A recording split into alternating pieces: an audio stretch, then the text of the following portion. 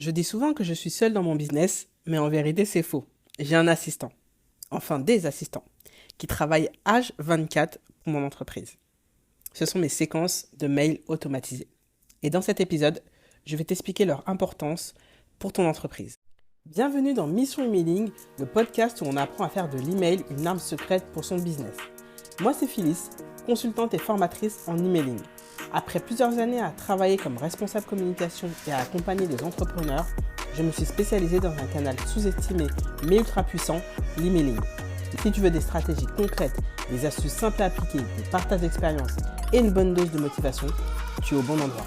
Alors installe-toi bien et c'est parti pour l'épisode du jour. Alors aujourd'hui, on va explorer ensemble les différentes séquences email qui peuvent vraiment booster tes ventes, que ce soit pour fidéliser tes clients, vendre tes produits ou services, maintenir un lien fort avec tes abonnés.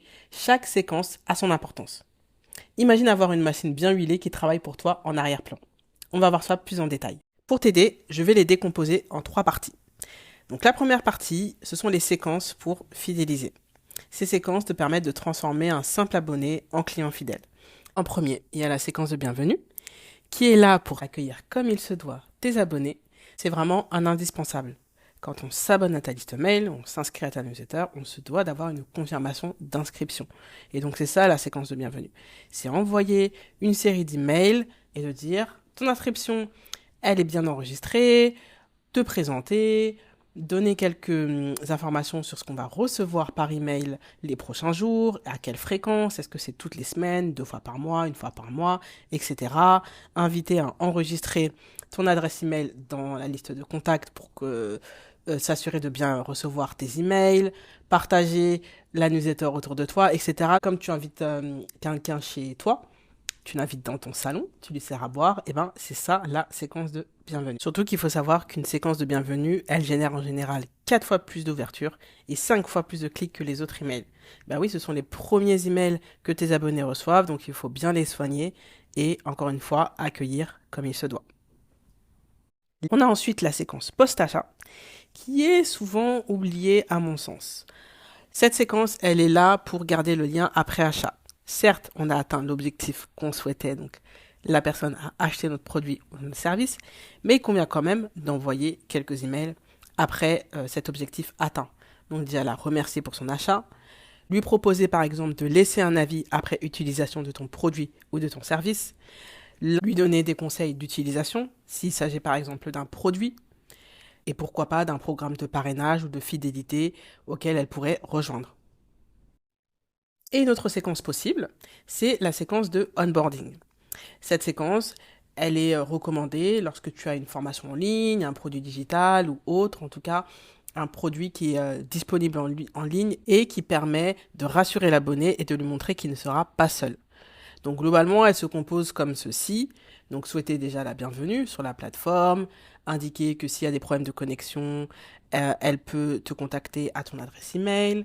Ça peut être aussi d'envoyer un email 1 à 2 mois ou 3 mois selon le rythme de ton produit ou de ta formation pour prendre des nouvelles, pour savoir si elle a bien compris ce que tu as dispensé comme information et que tu restes toujours à sa disposition si besoin. Et un dernier email pour la remercier pour sa confiance et l'informer, pourquoi pas, de réduction complémentaire maintenant qu'elle fait partie de tes clients. Donc ça, c'est important aussi d'avoir ce suivi après achat pour ne pas laisser ses clients dans la nature et toujours garder ce lien de proximité. Deuxième partie, ce sont les séquences pour vendre. Là, il y en a plusieurs aussi, mais on va se concentrer sur 3 principales.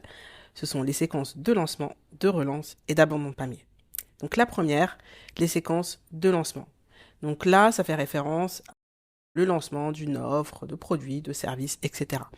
Et il y a différents types de lancements. Ça peut être à l'occasion d'une masterclass, à l'occasion d'un challenge, à l'occasion de live Instagram, à l'occasion d'une publicité qui est diffusée. Il y a différents moyens de faire un lancement. Ça peut même être un lancement directement par email sans passer par un événement gratuit. Donc voilà, il y a différents types, mais ce sont les moyens que l'on voit le plus souvent sur le marché. Et donc, une fois que l'événement gratuit a eu lieu, et ben c'est là que les choses sérieuses commencent et donc que les séquences mail de lancement démarrent. La séquence de lancement, c'est vrai, c'est un exercice pas simple pour la majorité des personnes, parce que on a l'impression de saouler, on ne sait pas forcément quoi dire au bout du quatrième ou du cinquième email, on se dit bon bah ça prend pas, j'abandonne, etc., etc. Mais pour tenir sur la durée, déjà le mieux c'est de se focaliser sur la problématique de ta cible et la solution que tu as à offrir. C'est vraiment ça le fil conducteur de tes séquences de lancement. Mais aussi de préparer ton audience en amont, de varier les formats, avec une story time bien sucrée par exemple, un témoignage client sous forme d'étude de cas, un partage de ton parcours ou de ton expérience, ou parfois un simple rappel de ton offre en misant sur les urgences. Donc il y a des possibilités de varier les saveurs, comme j'aime dire, pour ne pas avoir cette impression de saouler. Et surtout, ce que je dis souvent à mes clientes, c'est de laisser la possibilité à vos abonnés de se désabonner de vos emails de vente. Ça peut paraître contre-intuitif, c'est vrai, mais c'est toujours bien perçu, ça respecte leur liberté de choix, et ça ne veut pas forcément dire que s'ils se désabonnent maintenant, ils ne vont pas acheter plus tard.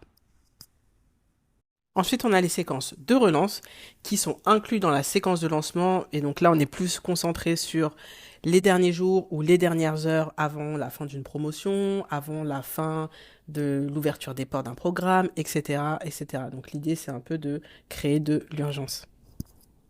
Et enfin, on a les séquences d'abandon de panier et aussi d'abandon de navigation qui ont pour objectif d'aller relancer les personnes qui ont effectué une action mais qui ne sont pas allées jusqu'au bout. Par exemple, je vois une super paire de baskets, je la mets dans mon panier, mais paf, je reçois un appel de mon ami qui me raconte une histoire super intéressante et urgente et donc je suis immergée dans son histoire et après bah, je passe à autre chose, la fin de journée arrive et puis voilà, j'oublie complètement ce que j'avais fait auparavant. Ça peut être aussi la même chose avec l'abandon de navigation, je navigue et hop, je me dis mince, j'ai un rendez-vous chez le médecin, je ferme mon ordinateur et après ben, je passe à autre chose et j'oublie. Et donc là, c'est le rôle des séquences d'abandon de panier et d'abandon de navigation, de renvoyer un petit mail en disant hey, hello, je pense que tu étais en train d'effectuer une action, d'acheter ce produit, c'est comment termine l'action que tu avais fait auparavant. Pourquoi pas inciter encore plus à l'achat avec une réduction ou les avantages et les bienfaits du produit qu'il souhaitait acheter. J'ai aussi en tête deux autres séquences qui peuvent être intéressantes pour toi et qui ont toute leur place lors de lancement par exemple. Imaginons que tu fais ton lancement et finalement tu n'as pas atteint tes objectifs escomptés. Eh ben, ne jette pas l'éponge, tout n'est pas fini, tu peux opter pour la séquence de downsell. Donc le downsell, c'est proposer un produit ou un service beaucoup moins cher que celui qui était proposé pendant ta période de lancement. J'ai un programme en ligne à 997 euros, j'ai pas eu autant d'acheteurs que je le souhaitais, donc je vais proposer par exemple un programme en ligne à 197 euros. Donc c'est moins cher et peut-être que les personnes seront plus intéressées par acheter cette offre dans un premier temps avant d'investir une somme beaucoup plus importante chez moi. J'ai un exemple en tête pour la séquence de downsell. Je crois que c'était l'année dernière, j'avais fait un lancement pour un accompagnement, c'était ça, pour mon accompagnement individuel et j'ai pas atteint les objectifs escomptés et donc je n'ai pas lâché l'affaire. J'ai proposé un downsell pour les personnes qui n'étaient pas passées à l'action mais qui avaient au moins cliqué sur ma page de vente parce que ça veut dire qu'il y avait quand même un intérêt et je proposais un pack de templates d'email et donc là j'ai pu avoir pas mal de ventes et donc ça m'a fait comprendre que ces personnes étaient intéressées mais peut-être que c'était trop tôt et ensuite je vais pouvoir leur proposer d'autres offres complémentaires par la suite. Et on a aussi le sens inverse, donc l'upsell, donc proposer une offre plus chère. Et donc là, il conviendra donc de bien segmenter et d'adresser cette séquence uniquement aux personnes qui ont déjà acheté une offre à un certain prix et leur proposer d'aller plus loin avec une offre un peu plus premium. Et la dernière partie, ce sont les séquences pour créer et garder le lien. Très très importante aussi. Et elle complète tes newsletters que tu envoies manuellement chaque semaine ou tous les 2 mois ou chaque mois. Donc il y en a plusieurs. Il y a déjà tout ce qui est séquences qui invitent à fidéliser, donc les séquences par exemple de parrainage, de programmes de fidélité. Ça peut être aussi des séquences qui informent d'un programme d'affiliation que tu as et donc qui permet d'encourager vos clients à recommander vos offres et gagner une récompense en retour. Donc ça, franchement, c'est non négligeable et super intéressant d'exploiter ce type de séquence. Il y a aussi les séquences de réengagement. Elles sont là pour garder vos abonnés connectés et intéressés. Parce que oui, c'est comme tout, on peut être intéressé à un instant T, mais au bout d'un moment, on n'ouvre plus les emails, mais on a la flemme de se désabonner. Et donc là, il convient de checker tous les 3 mois, donc à peu près 90 jours, et de voir quels sont les abonnés qui n'ont plus ouvert ou plus cliqué tes emails. Donc ça se fera automatiquement en paramétrant 2 à 3 emails grand maximum et leur demander, c'est comment? Est-ce que tu es toujours là? Est-ce que tu es toujours intéressé par ce que je propose? Je te rappelle que je propose X, Y, Z. Et donc, si ça t'intéresse toujours, clique sur tel lien et tu resteras abonné à la liste mail. Et donc, à la fin de la séquence, s'il y a une personne qui n'ouvre pas et ne clique pas sur tes emails, et ben là, bye bye, on la désabonne. Et c'est important pour garder ta liste mail saine, pour éviter les risques de spam et garder une bonne délivrabilité. Parce que plus tu as des personnes inactives qui sabotent entre guillemets ta liste mail, et ça ruine en fait ta délivrabilité et ça augmente tes chances de tomber en spam quoi.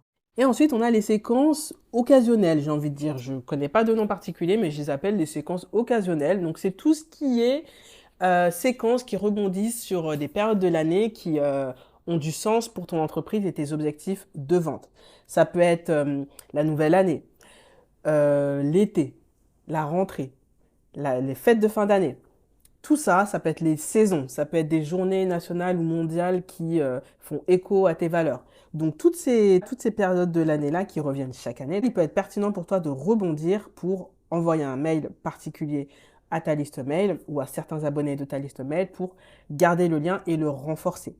Ça peut être aussi d'envoyer un email en particulier pour un anniversaire de naissance ou un anniversaire d'achat. Ça crée beaucoup plus d'impact. Et donc, ça crée un peu une attention particulière et tes abonnés se sentent considérés et valorisés. Il y a une action que j'aime faire quand j'ai cette information-là, donc c'est la date de naissance. J'envoie un mail pour souhaiter un bon anniversaire et j'offre un coaching de 30 minutes gratuit. Comme ça, l'ancienne cliente me pose toutes ses questions sur ses éventuelles problématiques qu'elle aurait pu rencontrer, etc. Et puis, je l'aide gracieusement. Et quand je n'ai pas cette information, je me base sur l'anniversaire d'achat. Donc, pour résumer, les séquences automatisées, c'est parfait pour avoir des emails qui tournent sans être constamment derrière ton écran et même générer des ventes. Sache que pour certaines séquences, c'est très pertinent de les mettre en place. Je te donne un exemple. L'été dernier, j'ai traversé un événement personnel très douloureux et je n'étais pas derrière mon ordinateur, ni mon téléphone, enfin rien. J'avais tout coupé, pas de travail, pas de réseaux sociaux, rien du tout. Et j'ai quand même fait des ventes grâce à ma séquence de bienvenue. Parce que dans ma séquence de bienvenue, je propose à la fin un petit produit et donc c'est grâce à ce petit produit que j'ai pu générer un peu plus de 1000 euros, je crois, alors que j'étais pas du tout derrière mon écran.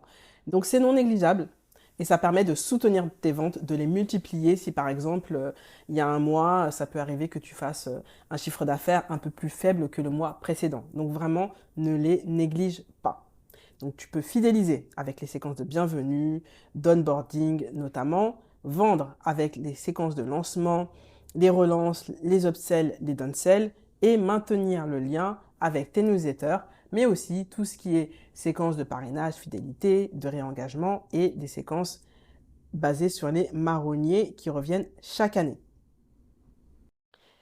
Je sais que ça prend du temps et qu'il y a énormément de séquences qui peuvent t'intéresser et peut-être que tu te dis comment m'y prendre et je ne sais pas par où commencer. J'ai créé depuis 2 ans maintenant des templates d'emails qui sont prêts à l'emploi et juste à personnaliser en fonction de ton activité et de tes produits, de tes services. Tu peux même personnaliser avec ton style d'écriture pour gagner du temps. Je te mets le lien dans la description. Tu pourras voir tous les modèles que j'ai créés et qui pourront t'aider. Et on arrive à la fin de cet épisode. Laisse 5 étoiles si ça t'a plu, abonne-toi si ce n'est pas encore fait et je te dis à très bientôt dans le prochain épisode.